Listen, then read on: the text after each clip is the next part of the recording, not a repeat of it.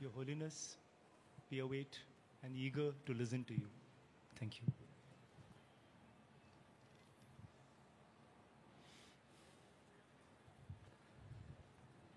Suppose this sort of meeting, just one lecture, not teaching. So I didn't sort of wear the bhikshu robe. Rinpoche wear. So I think today Rinpoche's turn, Dharma wheel. So already Rinpoche prepared. I'm not prepared.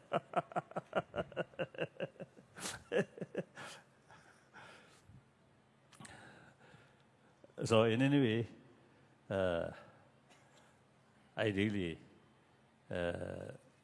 feel great honor and very happy meeting the large number of people here and organize Rinpoche organization.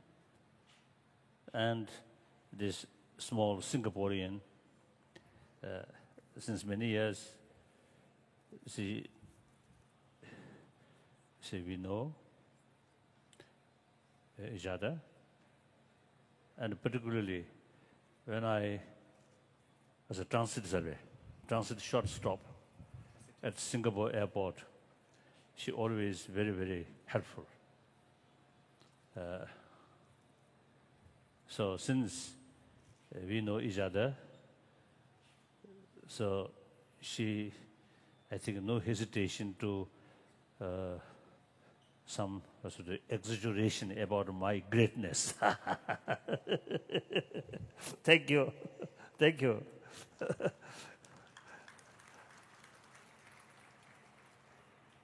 Ale,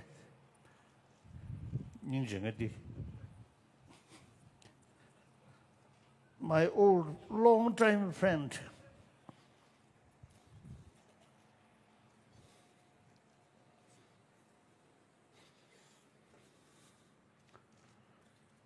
hello.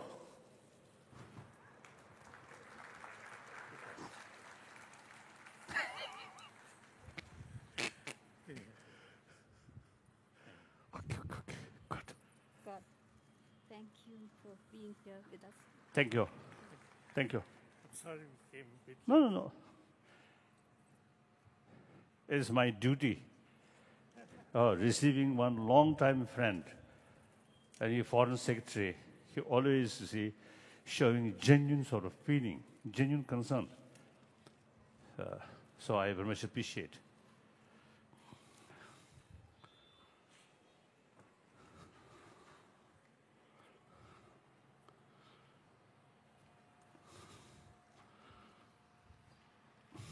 Sure.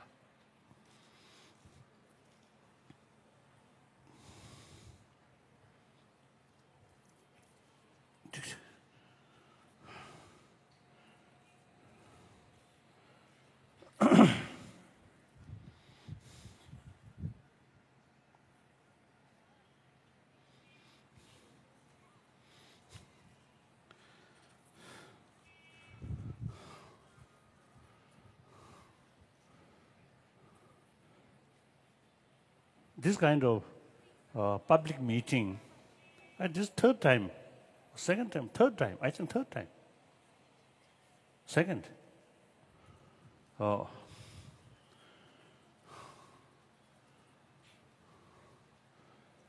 So the last one, which year?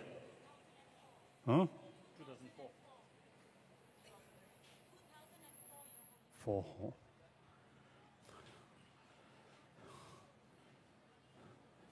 So then, let me introduce myself. At that time and today, one difference is, now today my body, my human body, not complete, because remove the gallbladder about 2 years ago. So now my body, not complete human body.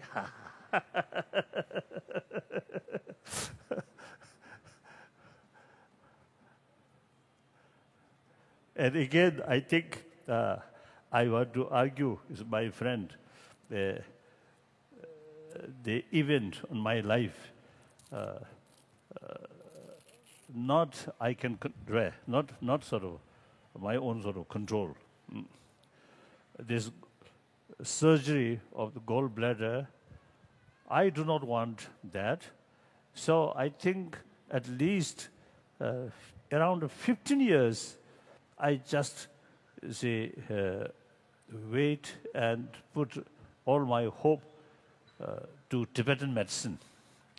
So Tibetan physician also used to promise me using Tibetan medicine that gallbladder sort of stone can melt it.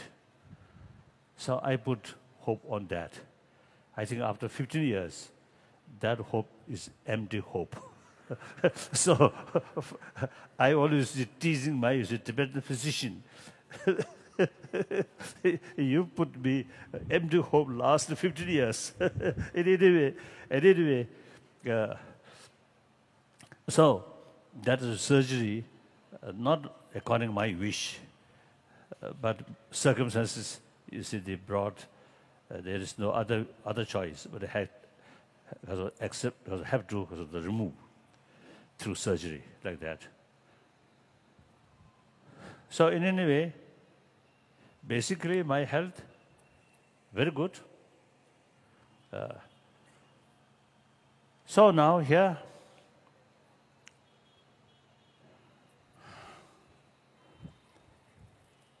actually, I always say, make clear when a big gathering, you see, happen. I always make clear, we are the same human being. The speaker, listener, we both same human being, same human body.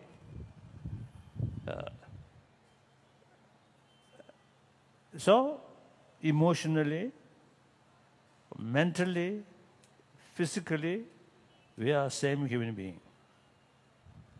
And then more important, everyone want happy life, successful life.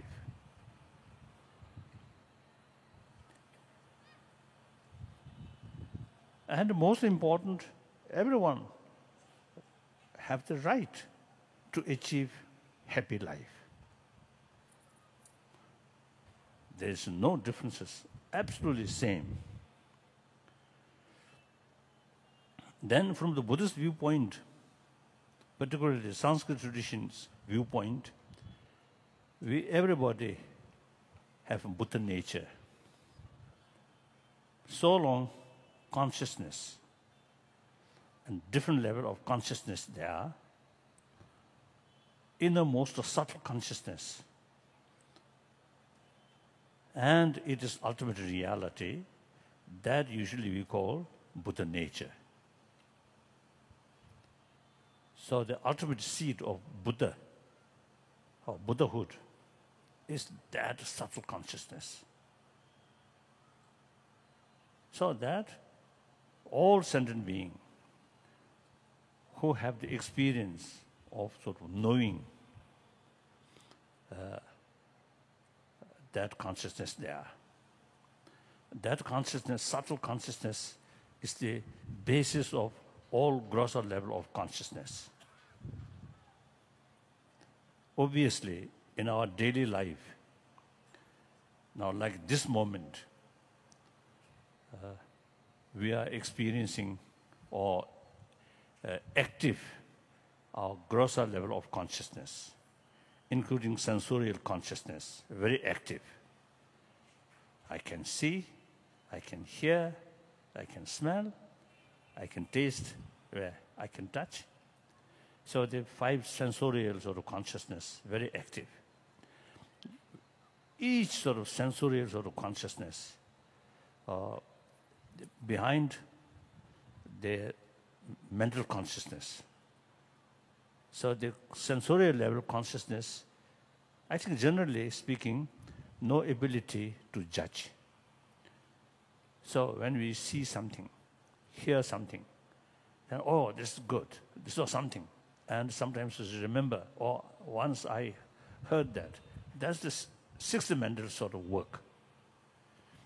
So after each sort of consciousness, this the sixth sort of mental consciousness always go that way, together, or sometimes follow, like that. So then, in dream state, these senses of organs no longer function, no longer active. But the mental level experience still there, active. So its own special sort of what's the different sort of, with dream, certain sort of what's the seeing, hearing, and mental level, something.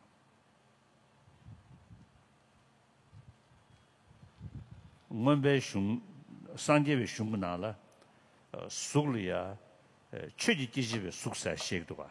Mashi sug rangshin yimbarla, ombu shebe pig rigmotuya chik, yishi rigya chik shekduwa. In Buddhist philosophy, we speak of a kind of form which is in the mental state, something which cannot be perceived by sensorial mental factors or sensual faculties, but can only be perceived mentally. Such kind of form is called subtle mental form.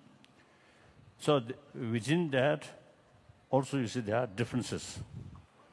I think different category about, 5. Sunga marbe. Sunga. Sunga imbi. So then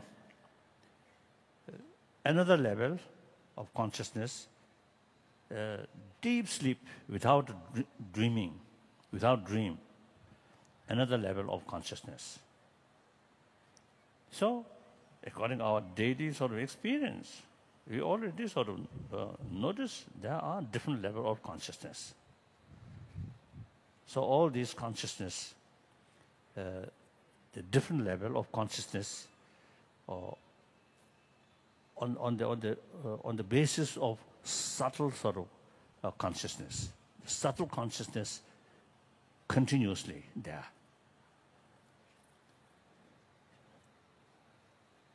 So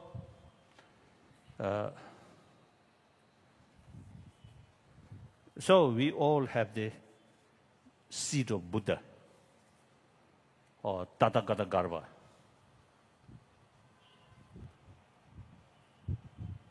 My friend knows Sanskrit, isn't it? Sanskrit. So please examine my sort of pronunciation, Tathagata Garbha, okay? Or Sugata Shindaya.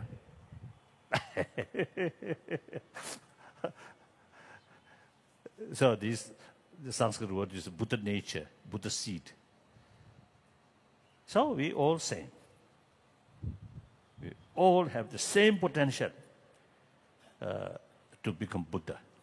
That's Buddhist viewpoint. So, and because of that, everyone have the ability to overcome our ignorance. That means everybody have the ability to create, what you call wisdom or paranja. The sort of knowledge about different level of reality and ultimately the ultimate reality. So long consciousness there, so long the ability of awareness there, so that potential everyone have. So the method to develop that awareness, human intelligence is important. So from that viewpoint, sentient being with human body, human brain, we well equipped. Is it to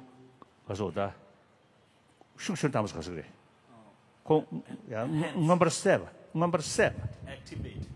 Activate that subtle consciousness or that wisdom. So we are, so basically, the point is, basically we all, it's the same. So should not sort of think the speaker is something special and from you. That kind of view is totally wrong. We are same. When Buddha taught us the teaching, he mentioned you also have the same the ability, the same nature of mind, ultimately Buddha nature. So he always emphasized that. Since it's Buddhism, Buddha Dharma, no idea of concept of creator, like Jainism. These two Indian tradition, no concept of creator, ourself as a creator. So samsara, which, of course, samsara, general, not my creation, but my own sort of samsara, is my own creation. Ultimately, that a subtle mind, overwhelmed by grosser level of mind, then all those, destructive emotion without control. So that creates negative karma. That creates my own samsara. Similarly, once I develop the realization of that nature and then try to reduce these negative emotion, destructive emotion not voluntarily come, but because of ignorance. So the ultimate sort of the method is remove the ignorance. The way of remove ignorance, not through prayer, not pray to God or pray to Buddha, won't sort of disappear. Ignorance also a factor of phenomena and mental phenomena. So naturally, by nature, there is opposite sort of force. So the proper way to elimination of these ignorance is the development of the awareness of the reality. The ultimate ignorance is the misunderstand or misconception about ultimate reality. So in order to remove that, the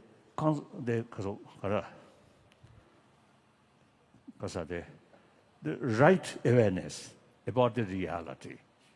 So that's the only way to develop. That also is we can do. I myself. Now, over 76 years old, through my own training, my own sort of, some meditation, not very, very perfect, very high level of meditation, but some low level of meditation. I think last almost, now, nearly 60 years. Decade by decade, some sort of improvement, gaining some strength about these deeper awareness. So that reduce that effect on the ignorance, on the misconception of the reality. So we all have the same sort of nature, same potential, same ability. Of course, that is about the Buddhist thinking. Now here I'm going to talk about secular ethics. Not talking about religion, not talking about God, not talking about Buddha or Buddhahood, these things. Simply how to be more calm person, calmness is the basis of satisfaction. And also calm mind, also very good for our physical health. Oh, I want to share with you one my sort of secret. That is, when I went through surgery about the removing gallbladder. So the gallbladder was enlarged almost 3 times, and also with pus. So then the last sort of check by specialist about gallbladder, then they expressed to me, now you can't think weeks and weeks, only matter of hours or days. Now, very dangerous sort of stage. There's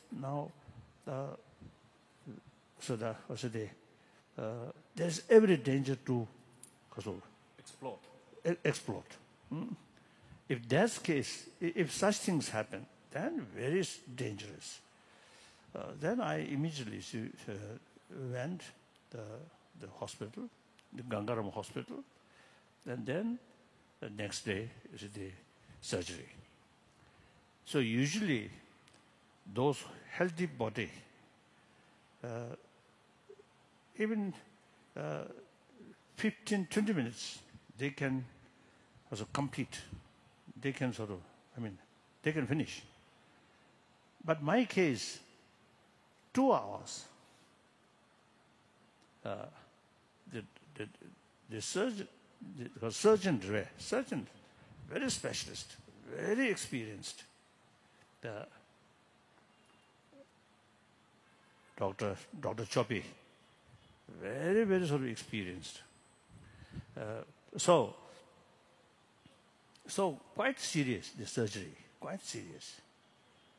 But then, within 5 days, they rapidly recover.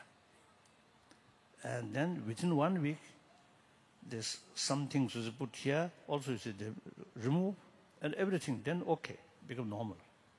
So then concerned doctor or nurses, surprise.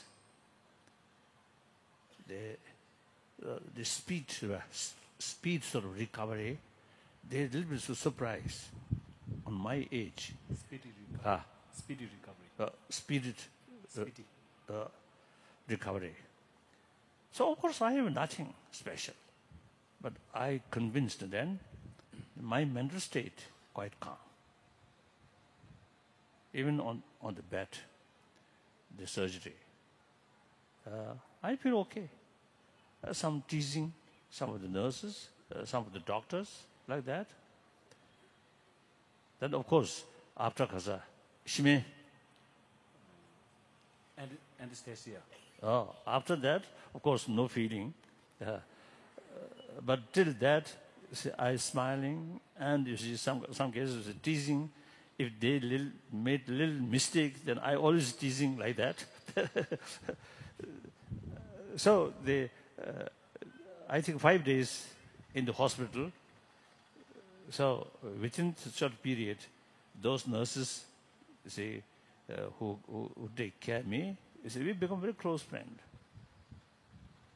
So later, the concerned people later expressed to me, while I was there, that part of the hospital, some kind of whole atmosphere is something different. After I left, they felt something missing. So this is nothing special. I think my mental state quite calm.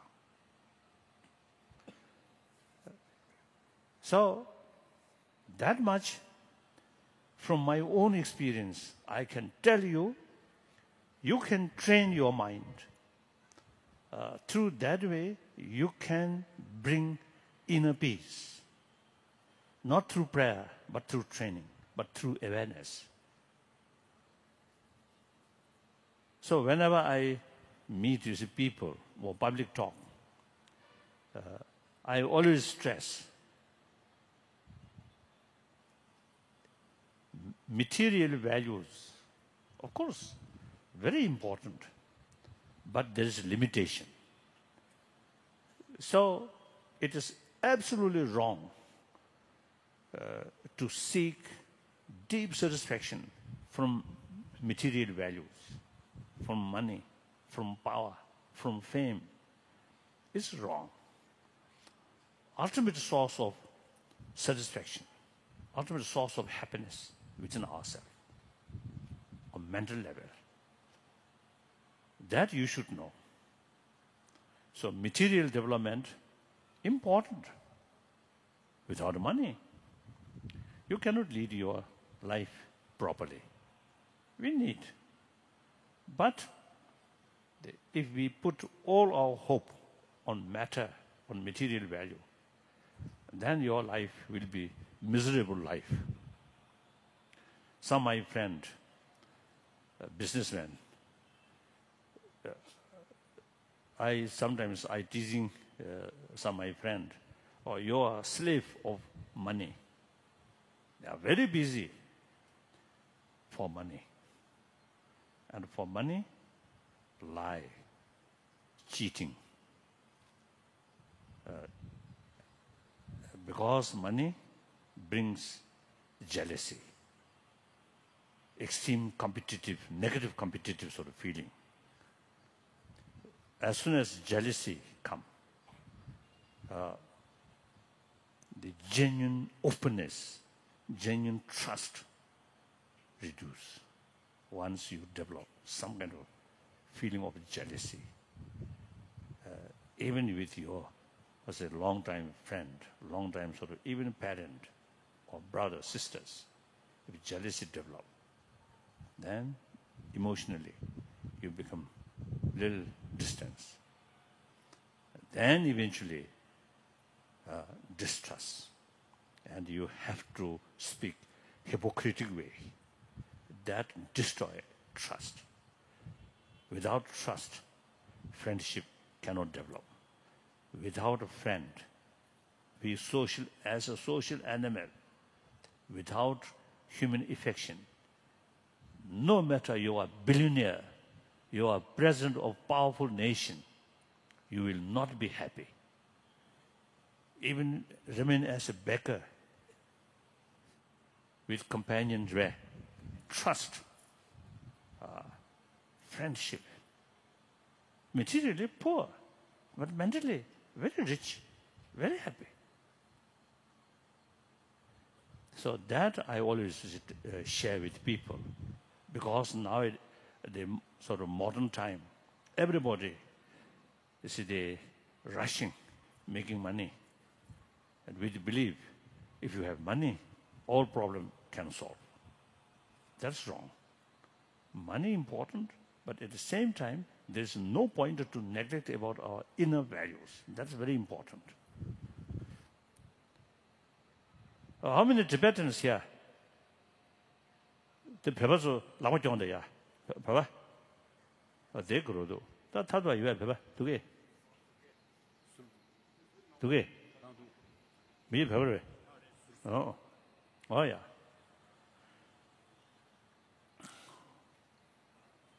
So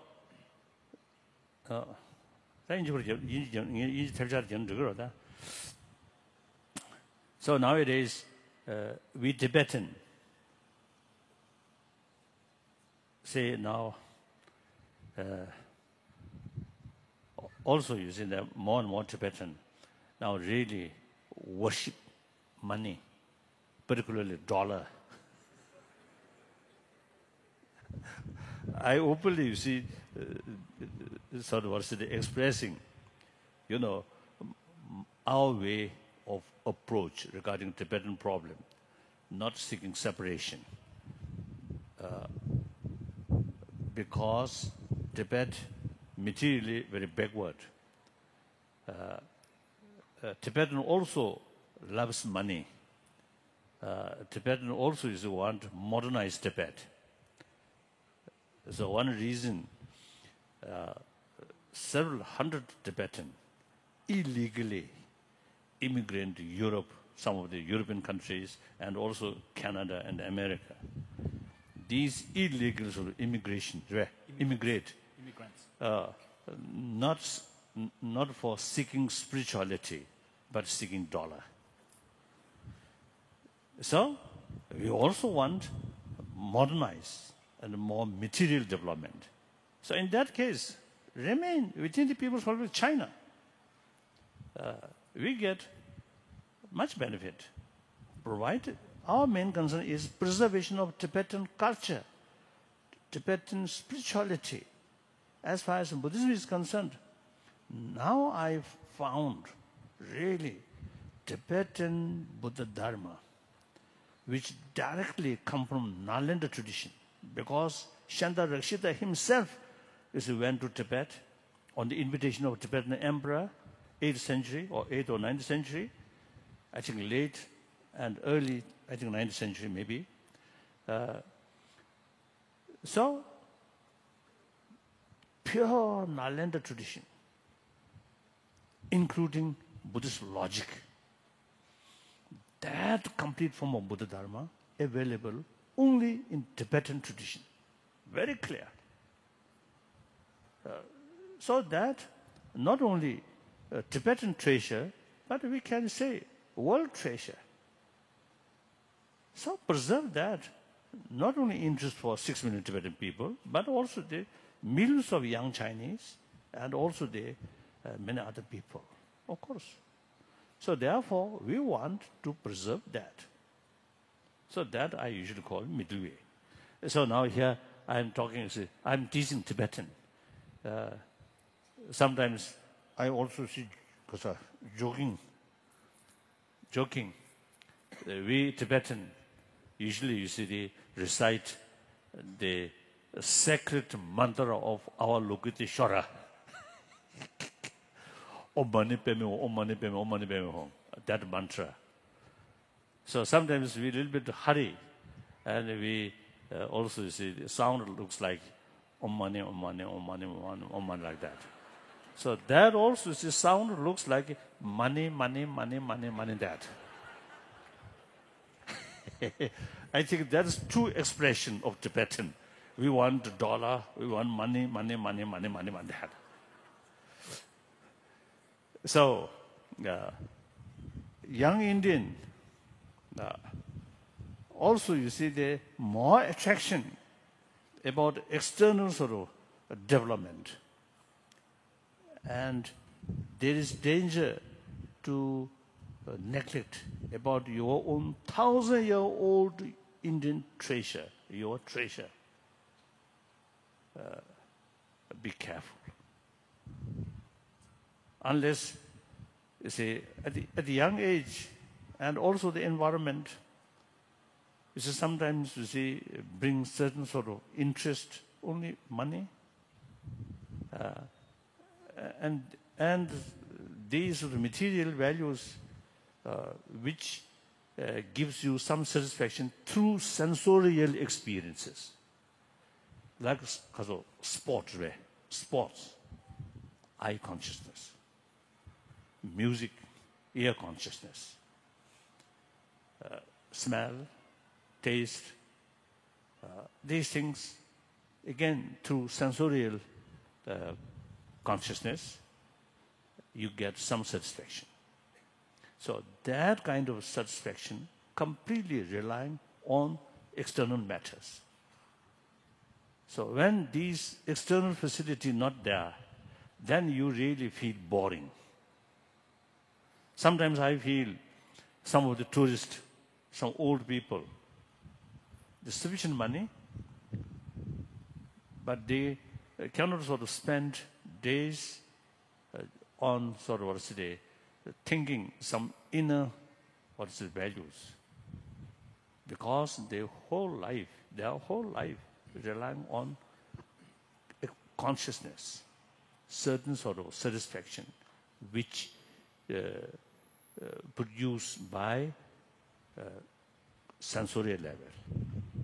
So when these facilities not there, when your life not active, then you really feel boring. Then go different places and see some new place and hear new music.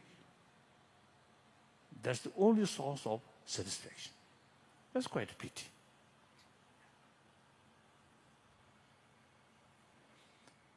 Those people who have some sort of experience to think about inner value and use mental sort of ability, not relying on sensorial thing. That person, when you live as a hermit, you get sort of, what's the most sort of the greatest sort of satisfaction to analyze reality and thinking about the reality. So these people, not only Buddhist, but also you see they follow of other tradition. One time I met one Catholic monk in Barcelona, one monastery, Catholic monastery, Montserrat or something. So when I visit there, the one Catholic monk came to see me, and the organizer about my visit, they told me that Catholic monk 5 years remained in the mountain just behind the Montserrat monastery or temple, 5 years with very little sort of hot meal, some biscuits, some bread, like that. So when he came to see me,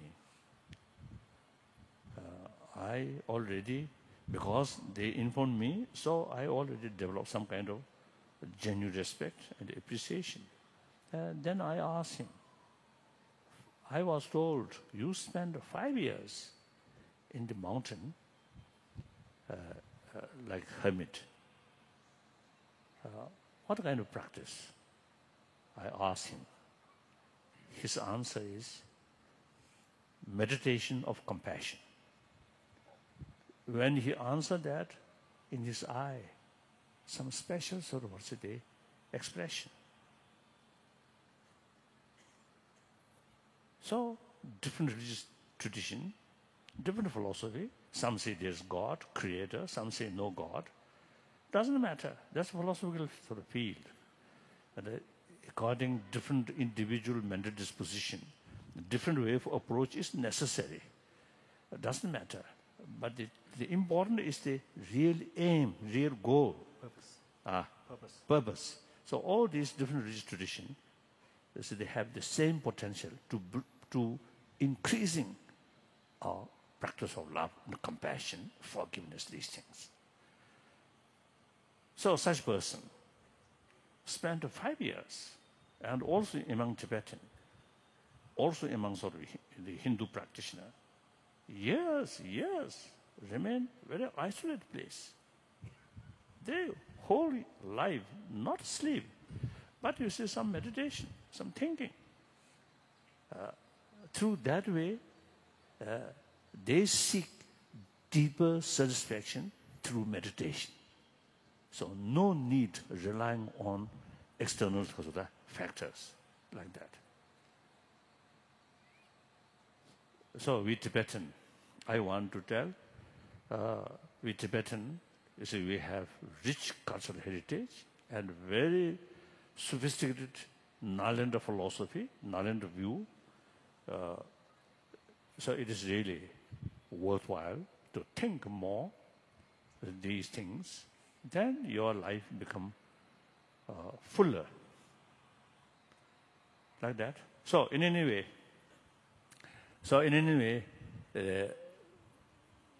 they pay more attention about our inner ability in order to achieve calm mind. Calm mind works and brings two benefits. One benefit calm mind brings your physical sort of composition or physical element work more balanced way. So your health improve, your health sustain. Even according to some medical scientists, they say anger, hatred, fear actually eating our immune system.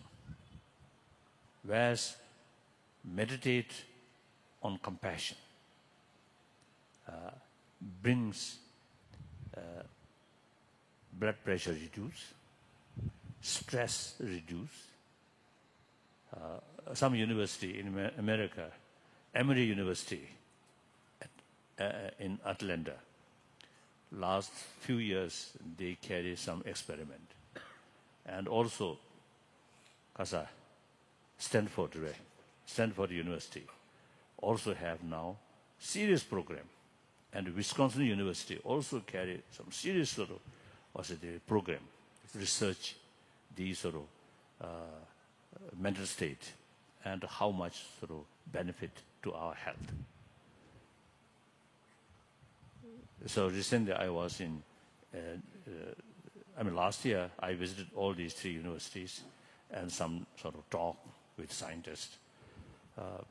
So Emory University, one example is that they carry some sort of on experimental level. Some student 3 weeks program about training of mind, about compassion, these things. So after 3 weeks, is it their concentration power on the subject which they are studying, concentration power becoming more stable, and their mind becomes sharper. And then their relation with the classmates, other students, becoming much more, peaceful or gentler. So this socio relations much sort of peaceful, much sort of improve. And then also one occasion, is it some sort of scientist is it carries some sort of experiment. Some people, group of people, before carrying their sort of experiment, Research, experiment. they have some kind of meditation. They check blood pressure and the stress, all these things. Then after a few weeks training, each day about 30 minutes or some sort of meditation on love, compassion. So after a few weeks, again they test blood pressure reduce, amount of stress also reduce. Individual person becoming much more calmer, much more happier. So these are not just to say idea, but some university, some scientist, genuine, well-known scientist, they already carried as an experiment. Now they found quite sort of significant sort of result like that. So that physical level, calm mind, very sort of positive factor. Then another thing, human intelligence is really precious. So in order to carry human precious properly, calm mind is very necessary. Once our mind become biased, our mind disturbed by emotion, then our basic sort of mind then become much disturbed.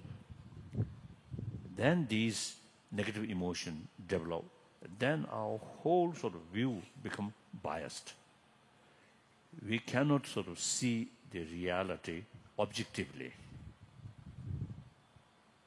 Many mistakes, at global level, or national level, or international level, many of these, like the Iraq War. You see, the situation look little bit, so to say, the biased mind, not objectively and not holistically. So these sort of mistakes is happen. Even our family level also. You see, in order to see the reality, our mind must be calm and look, investigate objectively. Then we get clear picture. So our mind calm, we can utilize our ability to see, to investigate the reality more properly. Once our mind disturbed, then you can't see, you can't utilize our investigation objectively. So calm mind, very important. Calm mind does not mean we remain indifferent. No. With feeling, with recognition, this is nice, this is positive, this is negative. But not much sort of, I think intellectual level, yes, this is good. I must do this. This is bad. I must sort of, kasota. Abstain. Refrain. Clear sort of distinction, right and wrong, and the negative and the positive, and short-term consequences, long-term consequences. But then deeper level, emotional level, more or less neutral. That we can do. So occasionally, this morning also, is I just expressed, the 2 days ago is I burst my temper to some my sort of staff member. But, short period, some anger, but then go, not remain. That we can do. If our basis of the mental attitude is quite sort of healthy, then these destructive emotion comes and goes. I always telling as a sort of example, like ocean. Wave always comes and go. But underneath, always calm. So our mind also can do that. Different destructive emotions come and go. And these emotions, actually, I think biological factor, attachment, biological factor. Biased love, compassion, also biological factor. Anger, fear, also biological factor. I think many of you may know or may not, according to sort of scientists, when anger develops, then blood goes more on hand, so ready to fight. When fear develops, blood go more on leg, run away. So these are biological factors. So, biologically, we equipped with these things in order to protect oneself. Anger, push, because of negative things. Attachment, bring positive things for one's own survival. Even flowers, no consciousness, but due to chemical, they also have a certain capacity to bring their positive thing for their survival and push something harmful, like that. So then we, of course, not only physical level, but also mental level. So, but using human intelligence, human awareness, they're thinking long-term interest, long-term benefit, and short-term sort of satisfaction, short-term sort of benefit, then because of our intelligence, long-term greater benefit is more important than the short-term satisfaction. So with help of human intelligence, we can sort of reduce some of these destructive emotion, although biological factor, but we can reduce. Right? So, and secular ethics, I think awareness and training of mind. Training means familiarize certain things. That's we call meditation. Meditation means, you see, our main sort of view or main mind familiarize and a certain sort of mind or certain sort of the object. Like that. So through that way, we can train our mind. Through that way, eventually, for example, when anger develops, if you have some sort of experience through training, you can separate from the anger. You can watch anger by yourself. Once you separate yourself from anger, so the anger's dominance no longer possible. Then this because of the strength or intensity of anger automatically reduce. So through training, you see, we can do these things. All these, I think, the ability of human intelligence. So that's why you see many literature, many spiritual literature, you see, mentioned human body is something precious, like that. So now, I think basically, I think that's the main point. You see, everyone want a happy life, and the ultimate source of happiness, satisfaction. Now, when I say happiness, I think mainly means satisfaction. So even suffering, even physical suffering, can bring deeper satisfaction at the mental level. Even these sports, they really, physically, this sort of very hard work.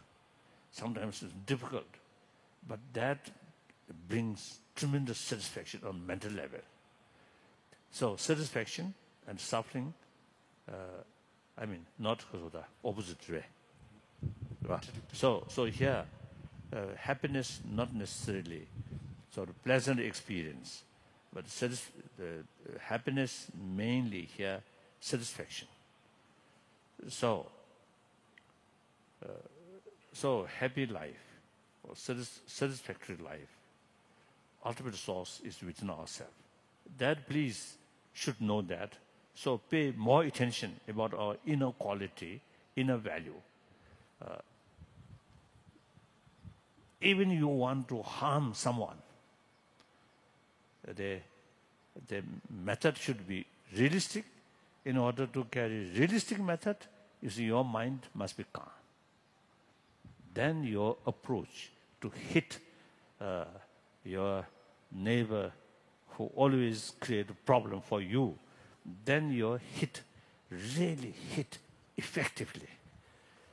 If your mind too much anger, then try to criticize, try to do something harm on them, or may not hit real target. Isn't it? I think one example, your neighbor, if you see your neighbor, you see, create some problem for you, and you want to some sort of, harm, right? If you remain calm, without anger, without much emotion.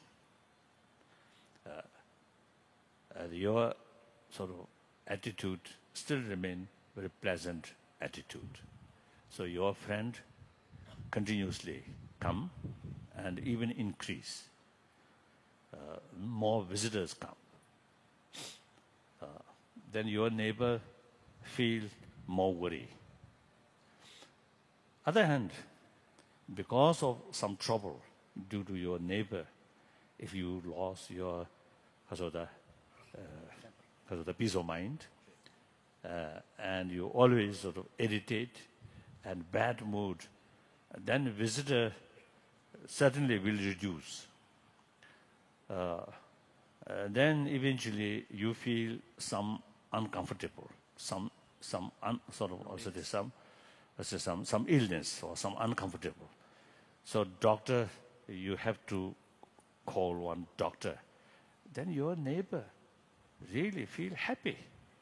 Now my neighbor, no visitor, no sort of happy mood. And now even doctor also calling. So something goes wrong. So they feel very happy. So anger, hatred, actually self-ruin, self-destruction. So instead of that, you remain calm. And then investigate what is the best way to hit on your neighbor. Then utilize that realistically. Then you get real deeper satisfaction. So calm mind is very, very important. So when we face some problems, we should not develop, you should not let out anger, this negative emotion. Try to minimize and use our intelligence about the reality. That's important. That I want to share with you. That's I usually call the method, the value of human values. Nothing to do with religion. Then for religion, second level, those people who believe religion, 1,000-year-old India's tradition, religious harmony. That's now I realize, India is the really only country where all major religious traditions live together. This really greatness of India. Beside a homegrown different religious tradition, all major religious traditions eventually, you see, they establish or deeply rooted in this country. Look, Parsi, very small community, but no threat. They happily settle, and they carry their own 1,000-year-old sort of traditional, spiritual tradition practice. In Bombay, mainly, their community in Bombay, their population less than 100,000.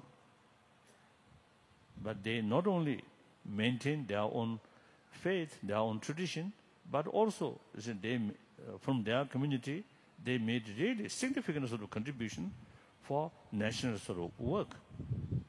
In military field, like General Manekshaw, Parsi, isn't it?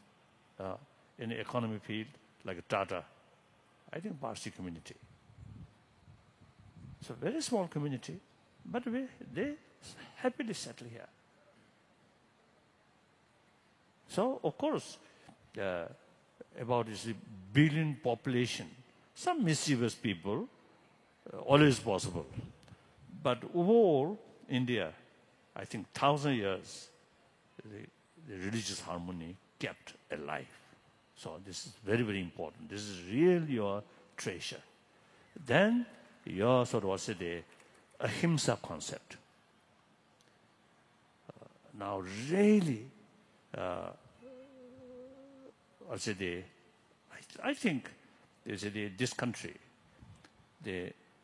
because of ahimsa sort of concept, tolerant, different religious concept, different religious community, from outside, welcome. give them shelter, and friendly sort of receive them. So I think these mainly ahimsa concept. So these two things, the ahimsa and the religious harmony, these two things are really India's treasure. So now time come. World need these two things, ahimsa and religious sort of harmony. The rest of the world really need these two things. So India, not just a word, but 1,000 years, these things still alive tradition, living tradition. So this is really model of the rest of the world. So Indian people should realize that, and should realize your own treasure, not only ancient treasure, but very relevant to today's world. And I often used to telling, I think I describe myself as a messenger of India, messenger of ancient Indian thought. That means ahimsa and religious harmony. So we Tibetan, actually chela of Indian Guru. So you Indian is Guru. We chela. So relation between Tibetan and Indian is something like relation between Guru and chela.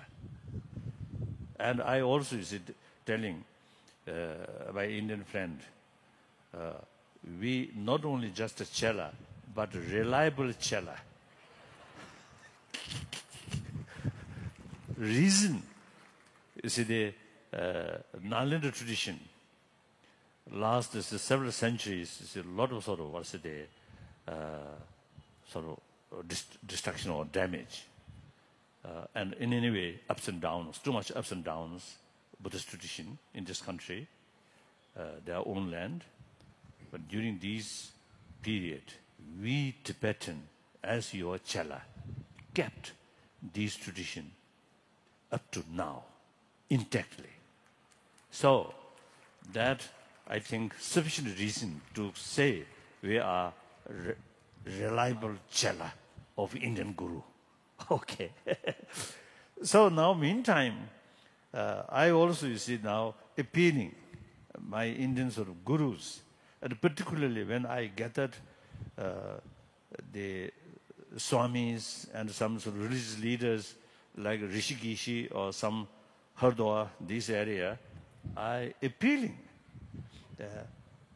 I am as a messenger of Indian tradition, Indian sort of treasure.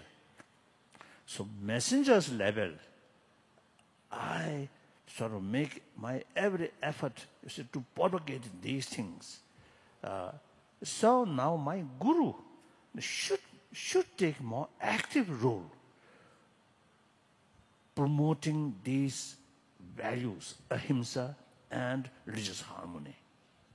So sometimes I a little bit critically I expressing that some of our guru, they simply carry their rituals and some sort of ceremony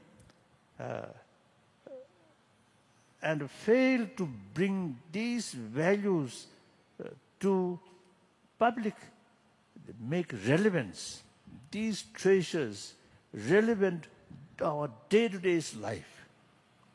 I think that's very important. So the religious leader or scholars now must come out and tell people, share with people these values. So that, I mean, active sort of work for promotion of these 1,000-year-old tradition or treasure. I want to share with these public sort of people like that. And then meantime, we also need more sort of closer pay attention. This gap now growing, this gap rich and poor within the country. And also the gap between urban area and rural area. I think these are very, very important. Please pay more attention. make some more effort. And then also like caste system and dowry system and some other sort of outdated sort of part of Indian, you may call Indian culture or Indian sort of habit. Trends. Ka, Trends. ka, Trends. ka. Trends. Oh, Habits. I don't know that word. So in any way, you see, they even maybe part of your sort of tradition, but these are outdated. Now must I accept a part of our tradition, but outdated must change. So since we become a refugee, I always make clear that the part of Tibetan culture, there could be two categories. One culture heritage, although part of Tibetan culture, but due to social system or certain sort of certain political or social system. So such sort of habit is outdated. Now, okay, sufficient put in museum. Must be that culture. The other part of culture, which is something really benefit in our day-to-day life, particularly when we're facing some problem. The immense sort of help to maintain our peace of mind and holistic view. Such sort of part of our culture is really worthwhile to preserve and can preserve. Other, we cannot preserve and no use to preserve. So similarly, our Guru's tradition also, I think there are some maybe outdated, some must change. So these change should sort of initiated by the spiritual leaders and come out to speak. That I feel important. So that's about my talk. Now some questions. Question through written, also good. And someone, if you want to question directly, also most welcome. If you provide some microphone. First, read. Question, yes. No, before the question, I would request Arvind Sitaraman and family to come to the backstage, please. Thank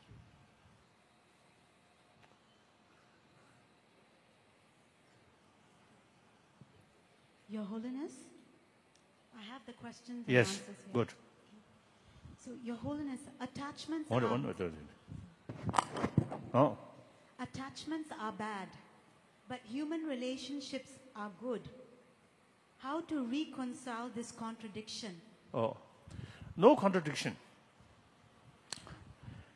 Attachment is actually, I think, one sort of also one effective sort of emotion. So there are as an element of closeness feeling. But since that closeness feeling is very much in the nature of attachment, so it is biased. So the biased sort of closeness feeling, that's attachment, often bring suspicion, hatred. So human compassion, respect other, and the sense of genuine concern of others' well-being. That's not attachment. That kind of thing is unbiased. So when we training that kind of compassion, firstly, we have to practice or meditate, detach. Detach, create sort of the sound basis, then develop, some kind of unbiased attachment or sort of Closeness. Closeness. Closeness, and genuine sense of concern of well-being. Again here, the biased love, biased compassion mainly related with self-centered attitude. This is something nice to me. This is my friend. This is my parent. This is my relative. So that is the main reason develop sense of concern of their well-being. So that very much oriented about others' behavior. So those people who create uncomfortable for you, you see, there is no basis to develop sense of concern or well-being of them. Because that kind of sense of well-being is biased, ultimately related with self-centered attitude. Now, not that kind of sort of oriented, but oriented the person. The person or people, just like me, want happiness, do not want suffering, and on that level, develop sense of concern of their well-being. Not, this is something close to me, not that way. But they themselves, also like me, want happiness, do not want suffering, yet they are passing through suffering. So on that basis, develop sense of concern. That is not action-oriented, right? But people-oriented. So now here, no differences. Your enemy, your friend, or neutral people, all same people or same sentient being. So same reason to develop sense of concern of their well-being. So that's unbiased. So attachment and that kind of sort of love actually is different. So contradiction means what? No contradiction. So there is no contradiction there. And then also you see, sometimes you see, people get wrong impression, wrong understanding or misunderstanding. Buddha Dharma, you see, they stress the importance of sort of reduce desire. But their desire is a different kind of desire. Desire something positive, something good. Desire must be there. Actually, the most important part of Buddhist practice is bodhicitta, infinite altruism. There also, desire is very important element. We must cultivate that kind of desire. So negative desire, biased or short-sighted sort of desire, that must sort of reduce. And then even sort of egoistic sort of attitude. Buddhism stress selflessness. But selflessness does not mean, or even as a selfishness, that does not mean, or say they completely sort of disappear ego feeling. No. Ego feeling must be there. In order to develop infinite compassion, infinite sort of altruism, you need self-confidence, tremendous willpower. For that, ego, strong sense of strong self is very necessary. Without that, you can't develop that kind of will. For example, so long space remain, so long sentient beings suffering remain, I will remain in order to serve them. Such sort of limitless willpower need the sound basis. That's strong self. So, and anger, the emotions or mind, is something sort of I think like a computer where many elements involved. No, just one sort of element, you see, cannot function like that. So similarly, anger, out of compassion, out of sense of concern, out of wisdom, sometimes anger also can be very positive anger. So out of ignorance, out of attachment, anger comes destructive anger, negative. So we need more details of precision, Distinction. distinction. That's important. So we need, not as a religious subject, but something like the knowledge about mind, about emotion. Since last year, I suggested to some sort of concerned people, now tomorrow I'm going, you see, there, and I'm going to meet, you see, some scholars who are already working in these things. I suggested, it seems, you see, in Buddha Dharma, there are three categories. One, the reality about matters, external things, and mind or consciousness, as I briefly mentioned before, these as inner science. Science about matters and mind. That we should treat it as a science, not a religious sort of subject. Then concept, like concept of impermanence. It's based on the reality. So first, study the reality. Then on that basis, conclusion, some idea. Oh, things are momentarily changing. So impermanence. And things are relative, no absolute. Therefore, selflessness. You see, these concepts then come. So these two things are universal, nothing to do with religion.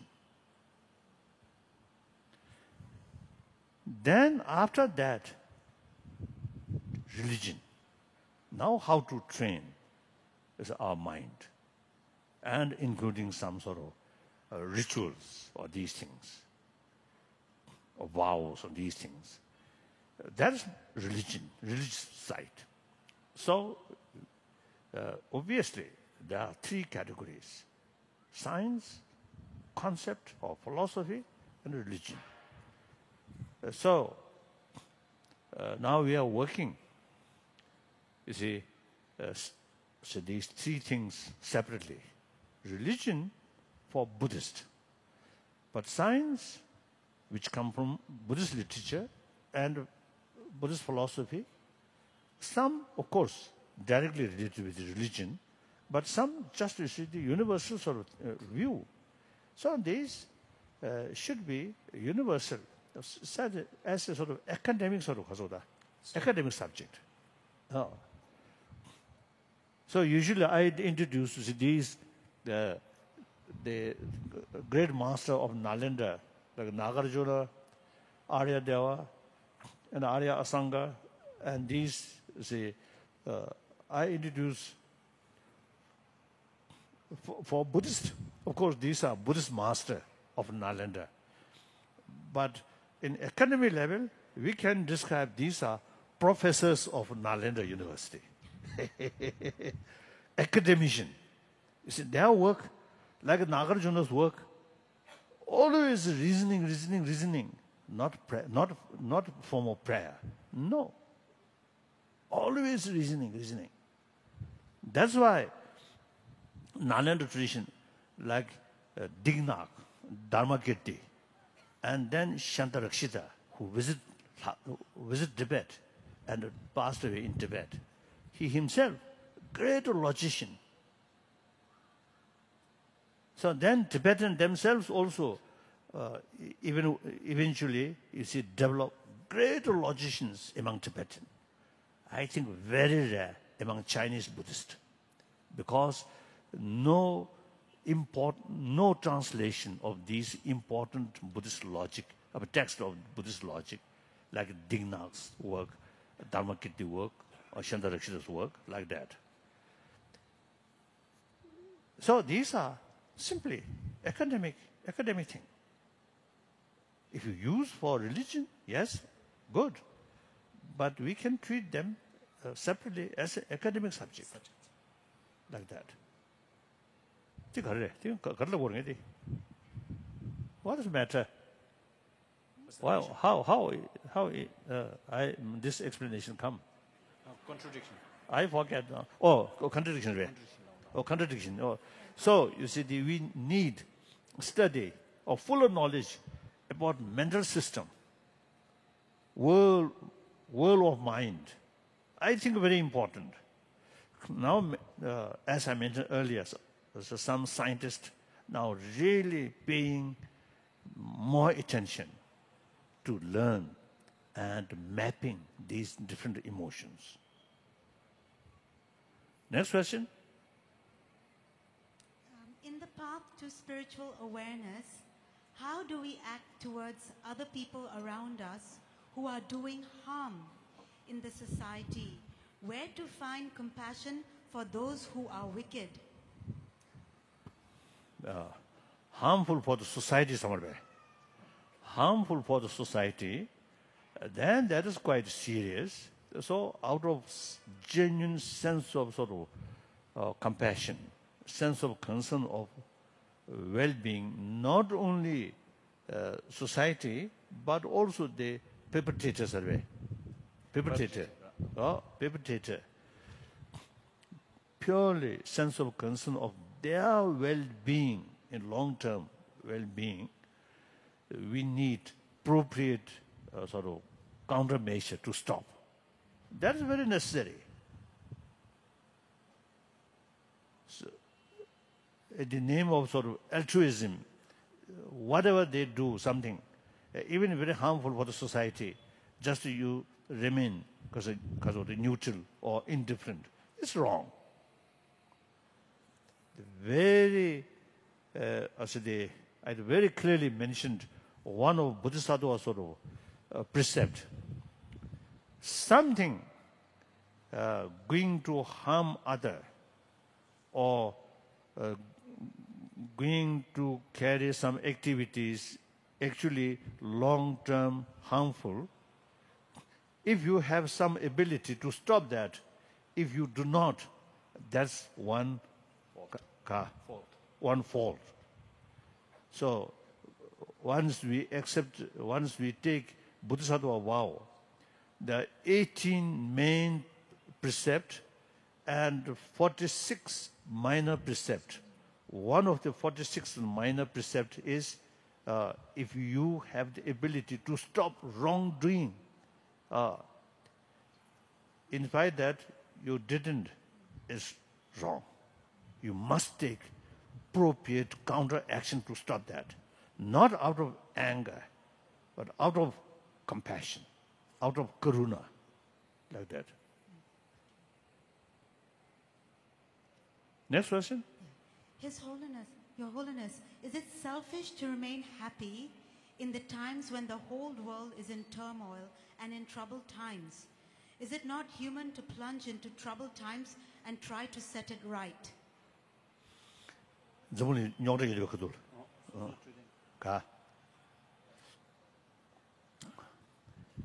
These days, I'm sort of telling audience, last,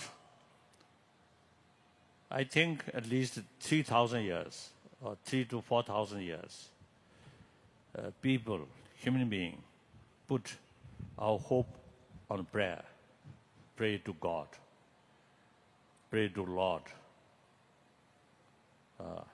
pray to Buddha.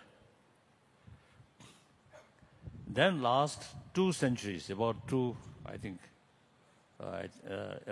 centuries, technology developed with the help of science. All those wish, several centuries we just put on faith, or God will provide these things, but fail. So these things then produce by technology and science. So naturally, we put more sort of attention, more emphasis on technology, science. It really transforms the world, generally speaking. Meantime, I always telling people, the 20th century actually become century of bloodshed. century of violence. Concept of war, 1,000-year-old. Even in Buddha's time, war there. But destruction is very limited because of the weapons. The destructiveness is very limited. In last century, including nuclear weapon, with help of technology and science, the destructiveness, power of destruction is much increased. As a result, the 20th century, according to some historian, over 200 millions of people killed through violence. So it is in my sort of the meeting with some scientists, scientific meeting, I usually is expressing, it is quite a pity. Science and technology, which was I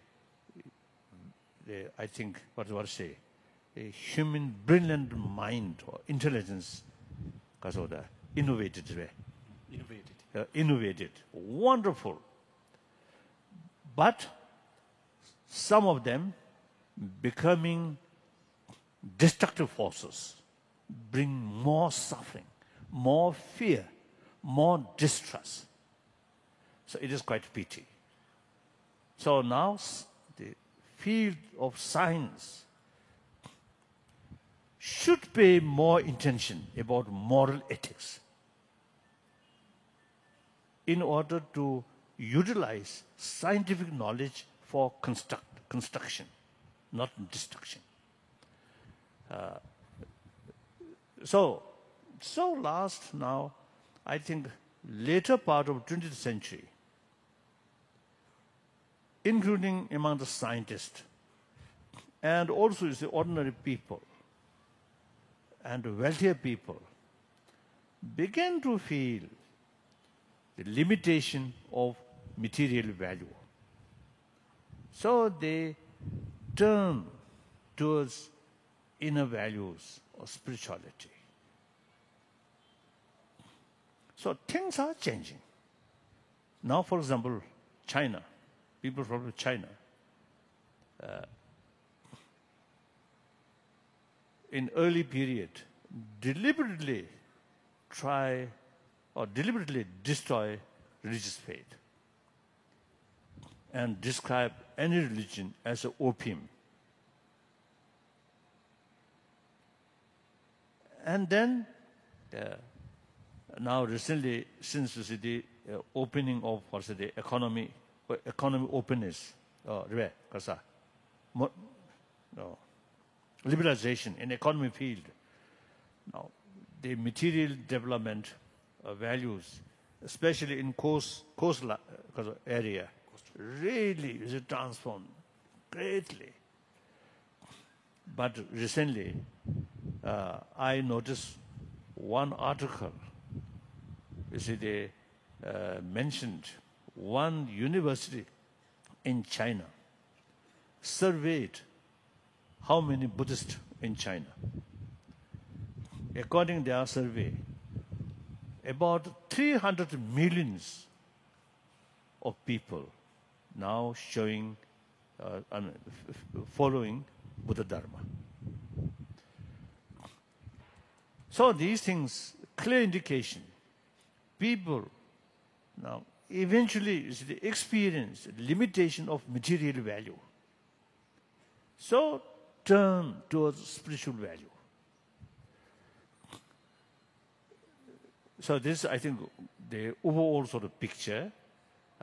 And then individually, as I mentioned earlier, the ultimate source of satisfaction or joyfulness or calm is within ourselves.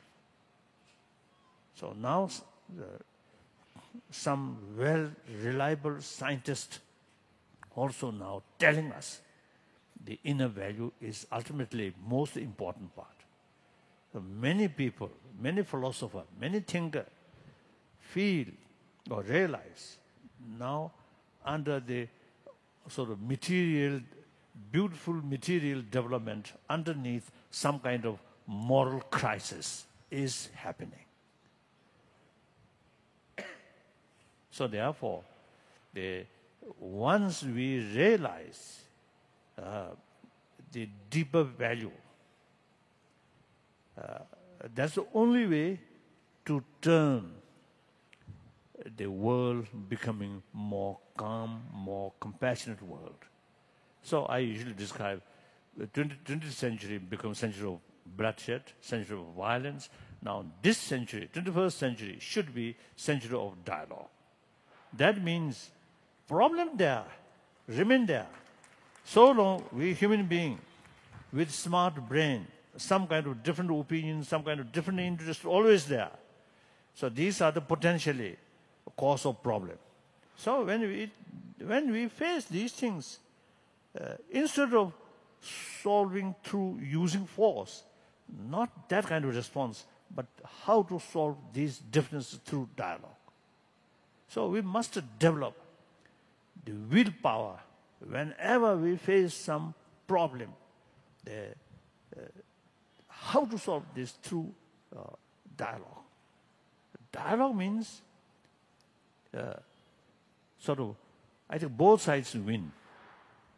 As our Tibetan our effort to solving Tibetan problem, dialogue means, you see, not one side winner, one side loser, not that way, but both sides win. So that's the only way. That's the only practical, realistic method. How can solve problems through force? That's outdated. You see, the concept of war is outdated. I always telling people, now this century should be century of dialogue, century of peaceful, and eventually our whole global level, we should think, we should make effort, you should educate people. Our ultimate aim should be the demilitarized world. That's our should be our long-term aim. So like that. So they're thinking these lines with such sort of vision and make effort on individual level, then family level, then community level, then national level or international level. I think that's the way. Change on this planet. Initiative must come through individual, not from government, not from United Nations, but we individual must start some effort. Firstly, peace, inner peace, develop within ourselves, individual. Then our family, then our community.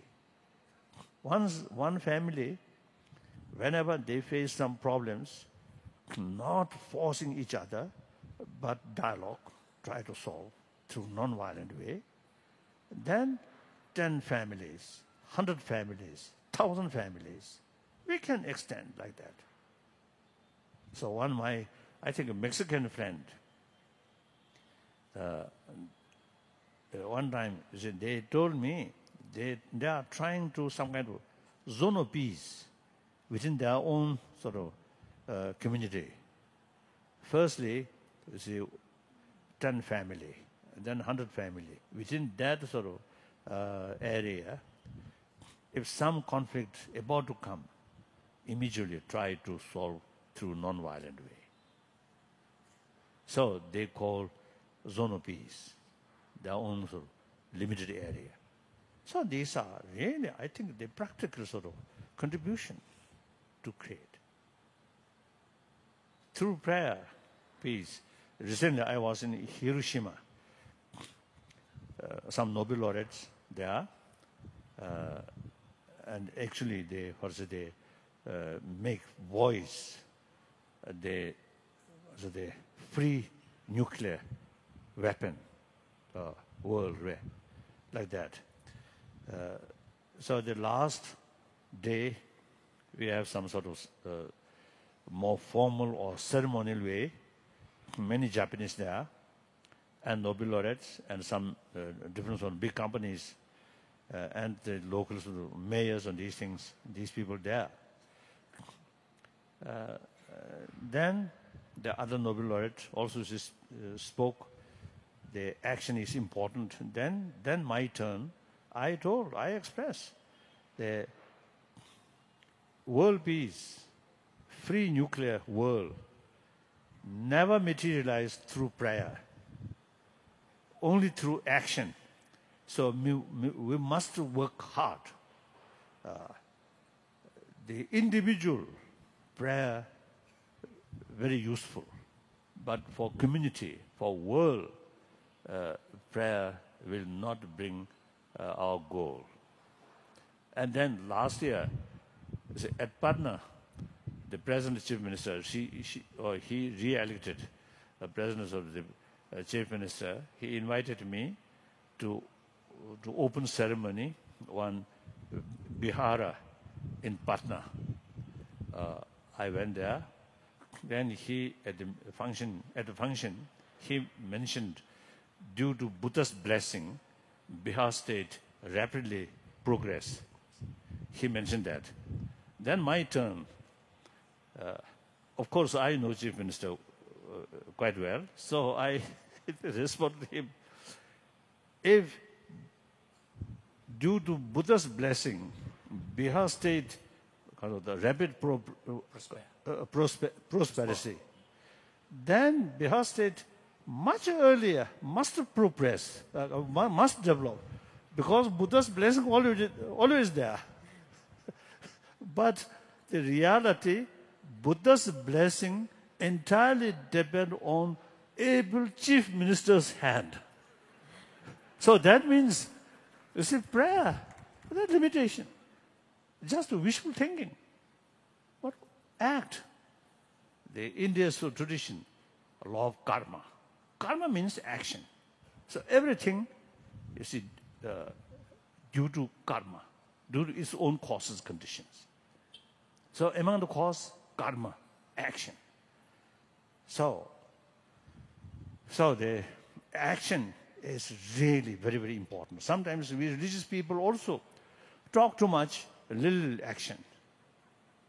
This morning, I visited Gaza, St. Joseph College.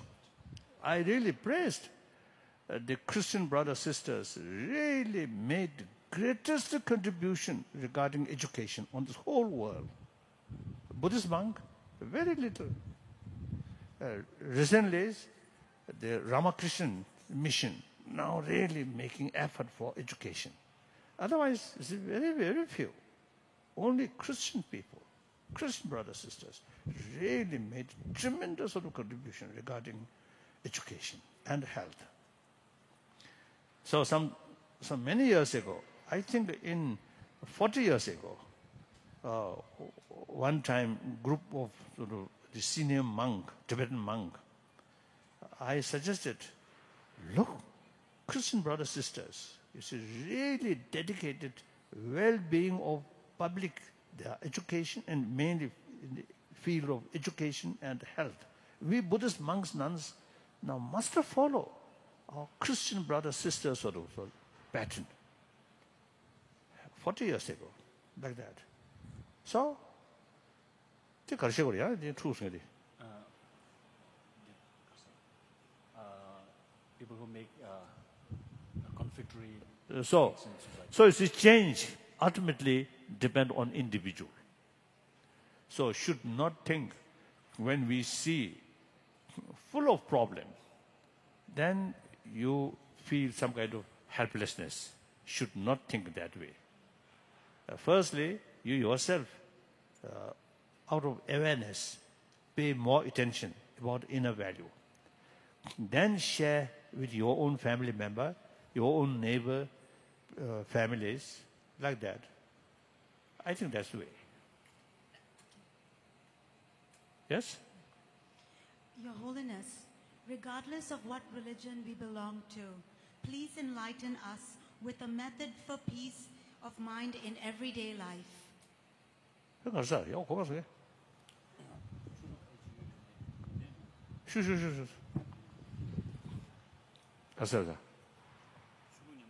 가.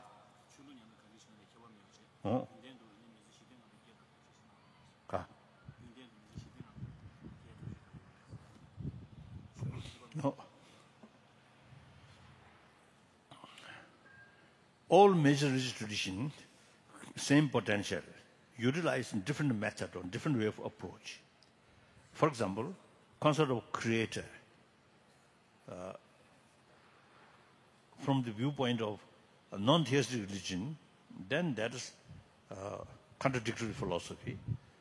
But people, to some people, the concept of creator, very, very powerful.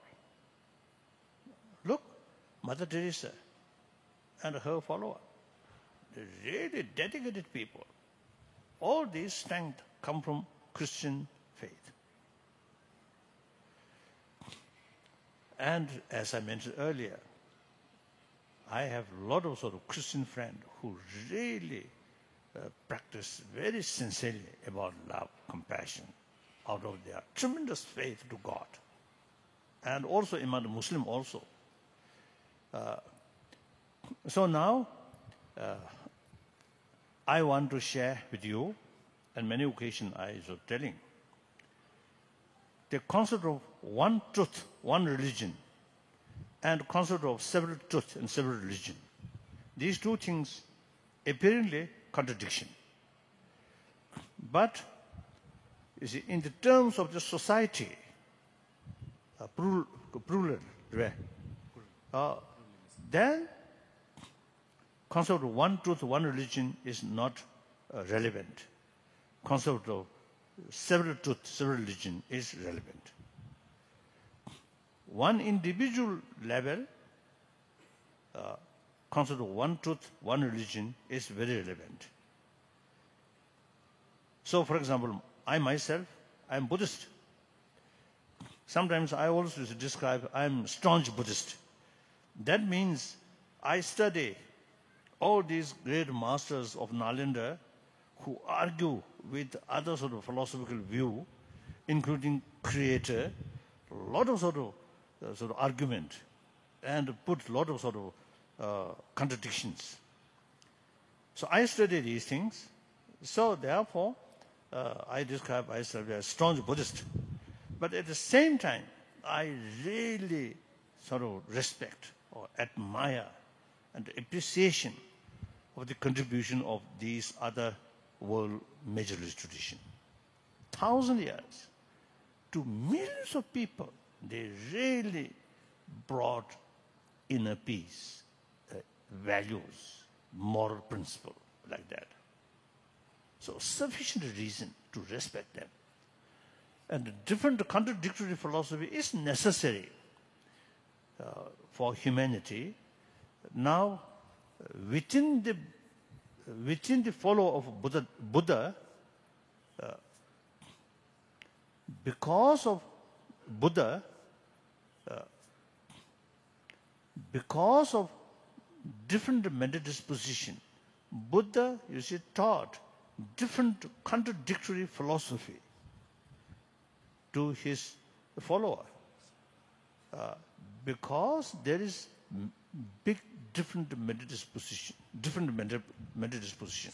So it is necessary, according to their mental disposition, you see, Buddha shows different philosophy. So, what we can learn from that, easily, we need different way of approach to millions of human beings and different occasion, different time, different location. We need different way of approach. So these theistic religion, non-theistic religion, and within theistic or non-theistic, again, you see differences there. So these are really necessary. Sometimes not out of disrespect, but with respect, I usually see telling people, like a supermarket or a good restaurant, variety of food, and more sort of, then benefit more customers. If one, I think, 5-star hotel, just one kind of meal, or breakfast, same, lunch, same, dinner, same, every day, I think customer then day by day reduce. So similarly, even you see, they compare mind, physical, not much differences. But even then, you see, we need a different variety of dishes. So then mental level, much more sophisticated. So we need variety of different sort of way of approach. And the ultimate message is same, message of love, compassion, forgiveness, these things. So when we, now again, one time in Chile or Argentina, one meeting with some scientist or some religious leader. So one scientist, one physicist, great physicist, he mentioned, he is physicist. He loves his own sort of field, physics, right? But he should not develop attachment towards his own field. That great sort of teaching. When he mentioned that, and I immediately sort of reflect, oh, I'm Buddhist, but I should not develop attachment towards Buddhism. If I develop attachment, then my attitude biased. Then only Buddhism is good, not other. Because your mental state not biased, so not objective. So that then all major religious tradition was the same message of love, compassion.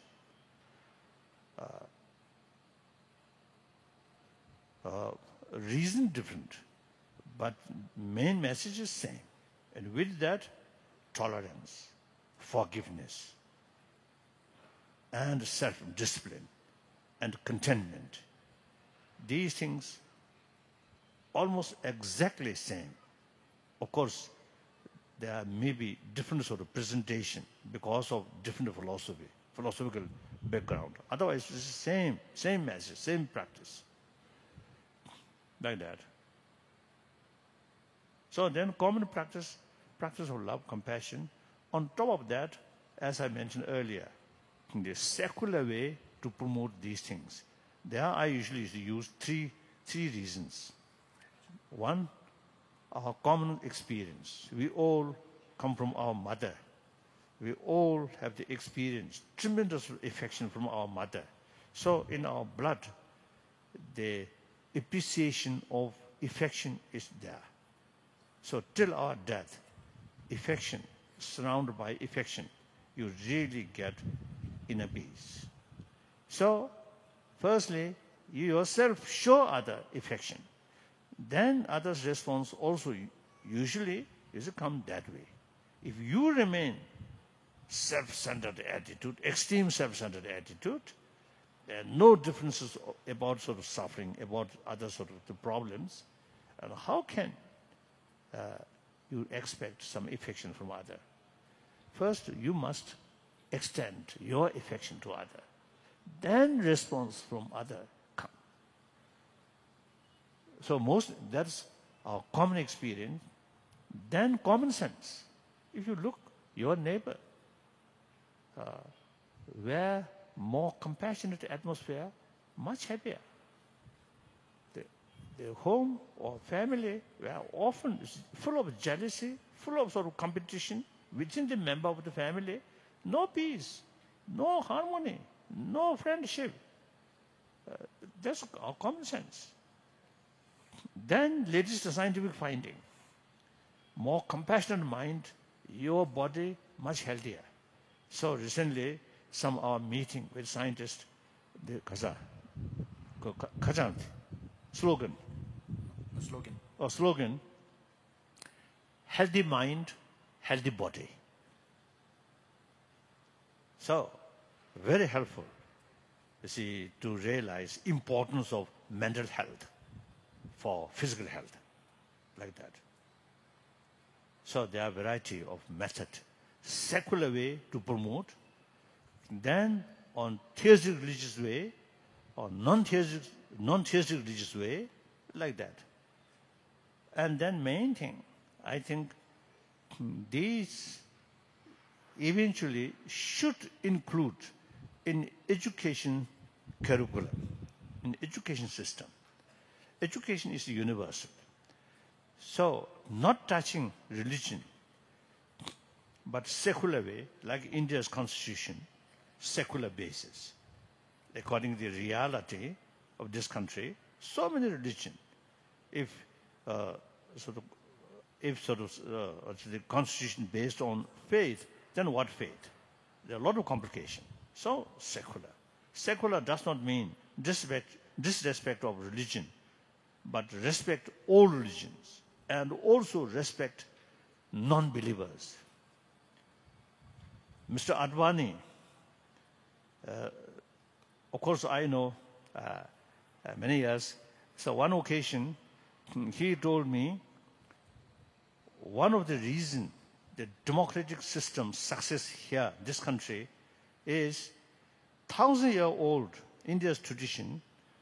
Among the sort of the theoreticians, philosopher, different philosophy. So he mentioned one example, the Charvaka tradition. Actually, nihilistic view. No concept of next life, or no concept of religion, no concept of God or these things. Simply just this life. So, in the philosophical field, the major philosophical philosophers criticize, even sometimes condemn that view, Charvaka view, nihilism. But person who hold that view refer Rishi. Rishi means sage. So it indicates respect. Person who hold wrong view, still respect. So that is the India's tradition. So he mentioned that is the 1,000-year-old tradition. That's why you see the democracy very successful here.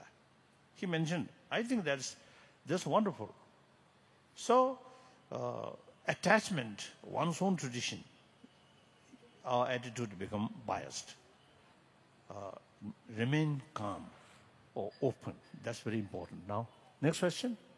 Your Holiness, due to the shortage of time, I think Okay. this will be the last question. So in one of your talks, you said we should be intelligently selfish. Oh? Can you explain this? 그래서 그래서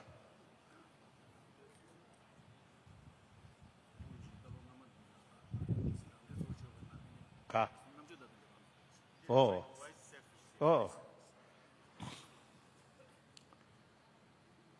I'm practicing compassion or infinite love, infinite altruism. As soon as I wake up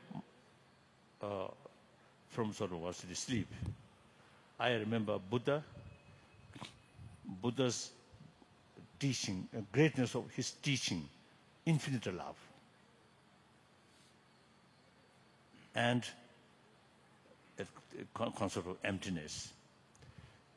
Then whole day, whenever I have some opportunity, even you see when the airport, aeroplane delayed 1 hour, half an hour, some meditation, if there's possibility, just a think.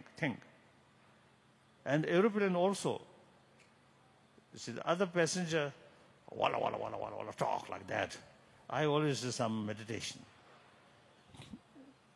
So I practice deliberately as much as I can about altruism.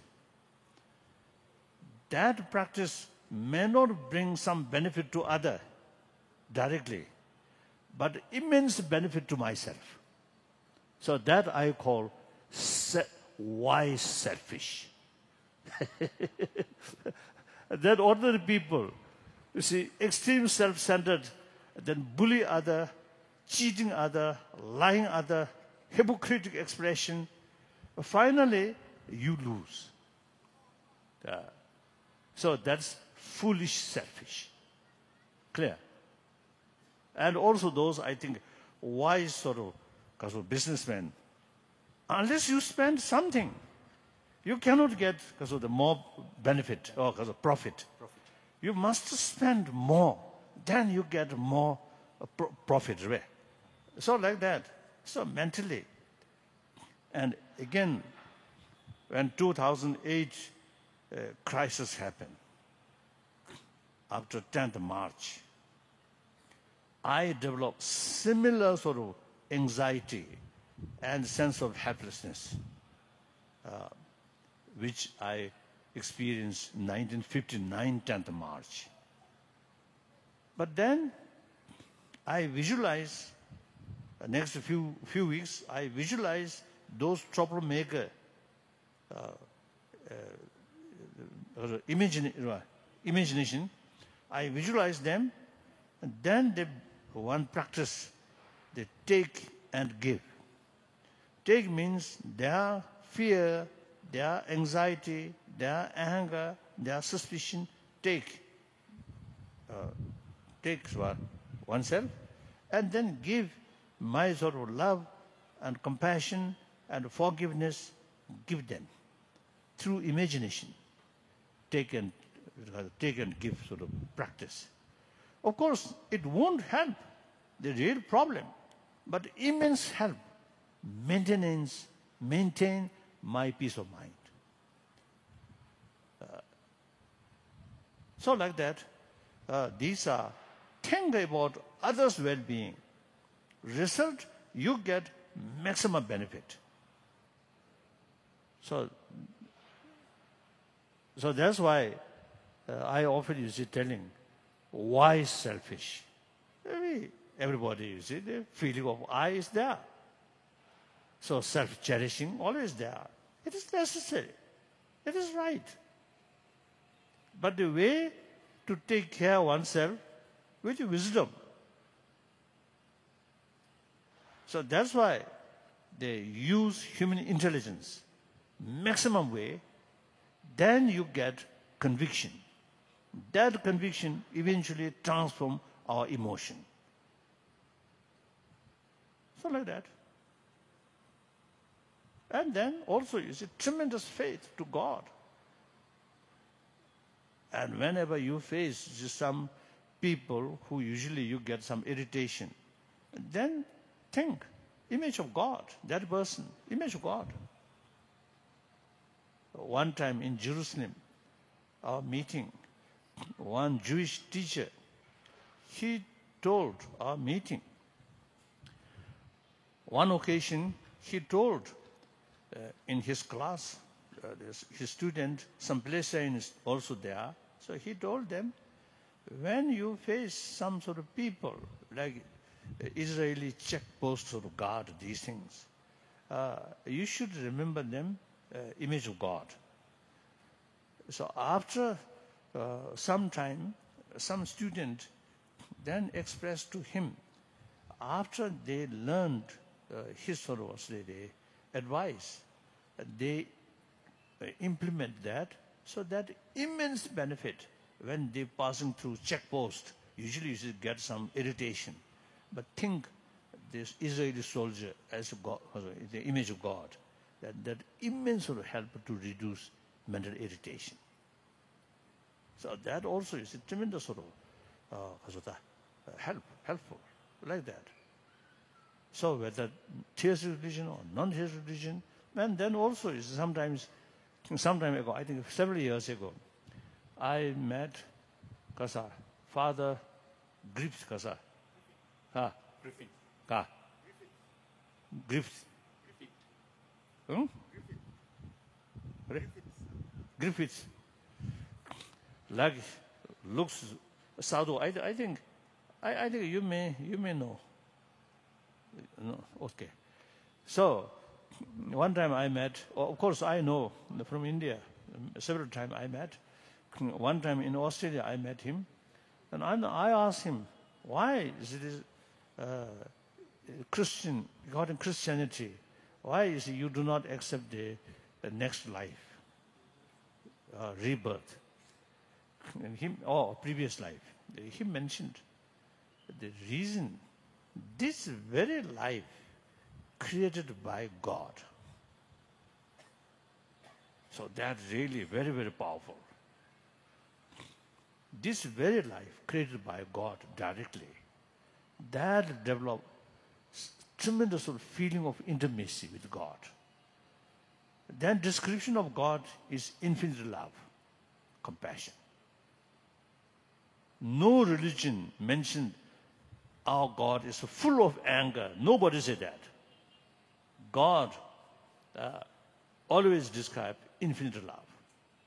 So believe that, and oneself created directly by that, so that bring immense sort of faith, so willingness to follow the God's sort of guidance. That is practice of love, compassion. And entire humanity look as a sort of brothers, sisters, same source, created by same God. So if you really take your faith seriously, sincerely, immense sort of powerful. Then non-theistic religion, everything due to karma. If you do good thing for other, you get benefit. If you do harm other, you get negative consequences. So all these way of approach, very, very powerful, very useful. So according your own mental disposition, to some people, because of their way of approach according theistic, if that more effective, then follow that. Then the way of approach, the law of causality, more effective, then follow that. Then someone neither because of that interest neither way. Then using common sense, common experience, and scientific finding, be more compassionate person. That's the best way to bring inner peace. Through that way, your life becoming more happier life. Okay. Thank you.